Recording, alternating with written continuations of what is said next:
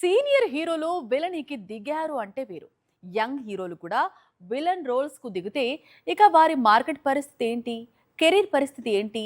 రజనీకాంత్ కు విలన్ గా మారాలి అనుకున్న రామ్ నిర్ణయం టాలీవుడ్ కు గట్టి షాక్ ఇచ్చింది. ఈ డెసిషన్ కరెక్ట్ కాదేమో అని పోతినేనికి హిస్టరీని గుర్తు చేస్తోంది. రజనీకాంత్ కొత్త చిత్రం ధర్మంలో కీలక పాత్రలో రామ్ టాలీవుడ్ కి కాదు, కోలీవుడ్ కు ఇదో షాకింగ్ కాంబినేషన్. ఆ తర్వాత రజనీకాంత్ సినిమాలో రామ్ విలన్.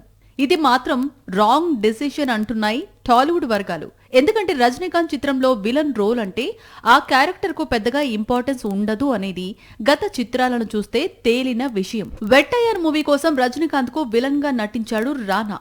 కట్ చేస్తే సినిమా చూసిన తర్వాత ఈ క్యారెక్టర్ ను రానా ఎందుకు ఒప్పుకున్నాడు అని విమర్శలు వచ్చాయి. సినిమా కూడా రానాకు పెద్దగా వర్కౌట్ కాలేదు. ఆ తర్వాత కూలీలో ఏకంగా నాగార్జున తన కెరీర్ లో మొదటిసారి విలన్ రోల్ చేశాడు. కానీ దర్శకుడు లోకేష్ కనకరాజ్ నాగ్ విలనిని బ్యాలెన్స్ చేయటంలో విఫలమయ్యాడు.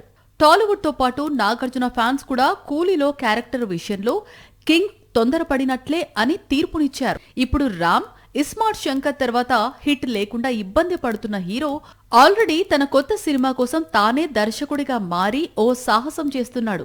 ఇప్పుడు సూపర్ స్టార్ మూవీలో విలన్ రోల్ కు గ్రీన్ సిగ్నల్ ఇచ్చి మరో సాహసం చేస్తున్నాడు. గత చిత్రాల్లో రానా, నాగార్జున విలన్ క్యారెక్టర్స్ ను తమిళ దర్శకుడు డీల్ చేసిన విధానం చూసి కూడా రామ్ మరోసారి రజనీకి విలన్ గా మారటం అనేది పెద్ద రిస్కే అంటోంది టాలీవుడ్.